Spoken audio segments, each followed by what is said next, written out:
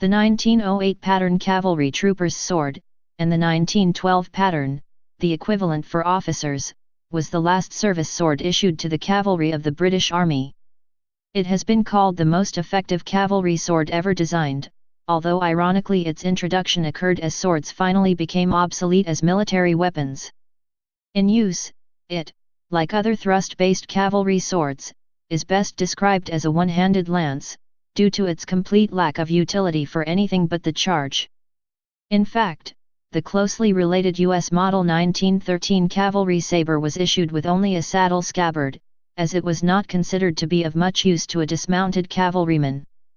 Colonial troops, who could expect to engage in melee combat with opposing cavalry, frequently carried cut and thrust swords either instead of, or in addition to the P1908/1912. In military circles there had long been the debate over whether the use of the point or the edge was the better method of attack for a cavalryman.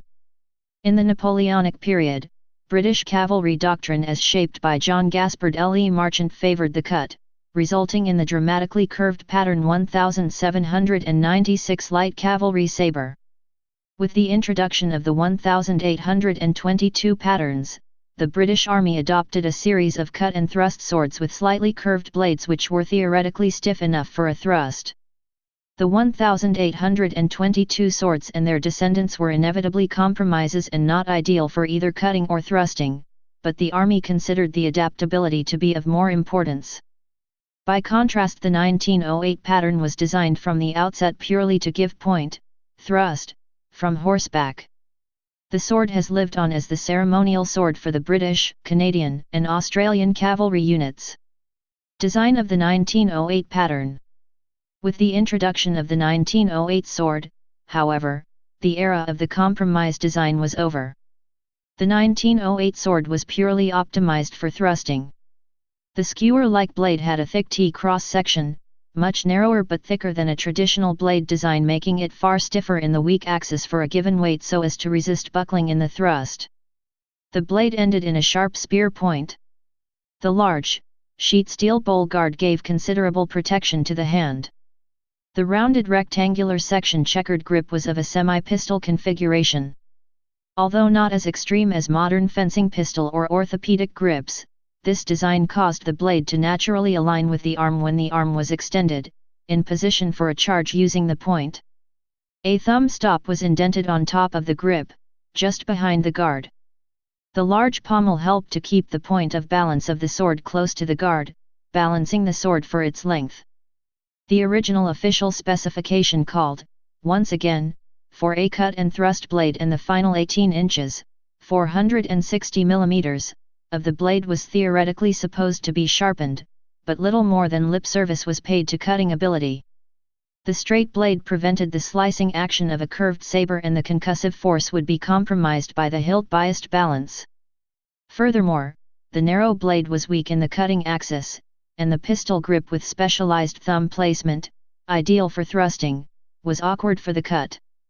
The length of the blade at just over 35 inches, 890 mm, was said to be able to match the reach of the lance, still in use with some armies at the turn of the 20th century, or the bayonet with the sword arm fully extended. King Edward VII described the sword as hideous when the pattern was submitted to him for formal approval, and had to be persuaded of its utility before eventually conceding the point. 1912 pattern cavalry officer's sword. Whereas swords for troopers and NCOs were issued by the Army, officers' swords were privately purchased by the officers themselves. Until 1912, officers continued to carry their pierced honeysuckle-hilted or three-bar hilted cut and thrust swords. The three-bar hilt was officially discontinued for light cavalry officers in 1896, in which year it was required that they adopt the heavy cavalry form.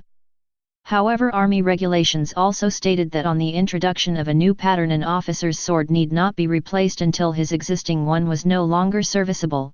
Use of the three-bar hilt thus continued well into the 20th century.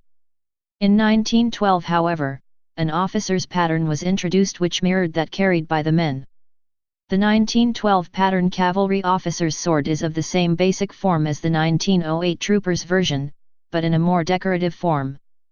The blade, plain for troopers, was usually engraved or etched, although during World War I expediency sometimes led to plain blades being fitted to officers' swords. The grip is of the same form, but the checkered rubber or bakelite grip was replaced by grey-ribbed shark skin, bound with German silver wire. The pommel, plain on the trooper's version, was checkered and decorated.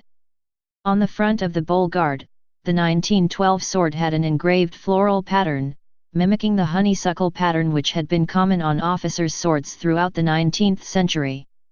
Variants. The Army of India variant of the 1908 sword featured a smaller grip to match the generally smaller hands of cavalry troopers recruited in the subcontinent. As private purchases, officers' swords sometimes showed some variation from the standard pattern. Occasionally whole regiments would have their own variation on the theme. In particular, the fashion-conscious officers of the 10th Royal Hussars carried a bizarre version combining the pistol grip and blade of the 1912 pattern with a 3-bar hilt from their earlier 1821 pattern light cavalry sword, giving a unique but decidedly odd effect. Criticism. Although the 1908 and 1912 patterns can be seen as the penultimate expressions of the thrusting cavalry sword, the U.S. Army adopted its similar Patton Sabre in 1913. The debate over the relative virtues of the edge and the point remained. John Gaspard L.E. Marchant, the great trainer and leader of British cavalry at the turn of the 19th century, felt that the weapon employed in the charge was almost irrelevant, as the shock value stemmed from the momentum of the combined horse and rider. The sword came into its own during the desultory encounters after the charge, for which a slashing sword was best suited. The British cavalry's last pure cutting sword, the spectacularly curved pattern 1796 light cavalry sabre, was a design resulting from a collaboration between L.E. Marchant and Henry Osborne, a noted Birmingham-based sword manufacturer of the time. The most compelling criticism of use of the point in cavalry combat, however, lies in the possibility of it becoming the victim of its own success. With the force of a fast-moving horse and rider behind it, a well-aimed sword thrust would certainly achieve considerable penetration, even up to the hilt. As the horse and rider passed the unfortunate recipient of the thrust, the sword would be very difficult to drag clear of the body, leaving the rider at best disarmed or at worst unhorsed or with a broken wrist. The Patton Sabre. The U.S. Army's Model 1913 cavalry sabre had a large, basket-shaped hilt mounting a straight, double-edged, thrusting blade designed for use by heavy cavalry. Generally known as the Patton Sabre, after its designer Lieutenant, later General, George S. Patton, it may have been influenced by the British 1908 and 1912 patterns. But Patton himself was predominantly influenced by French swordsmanship and French sword theory and design.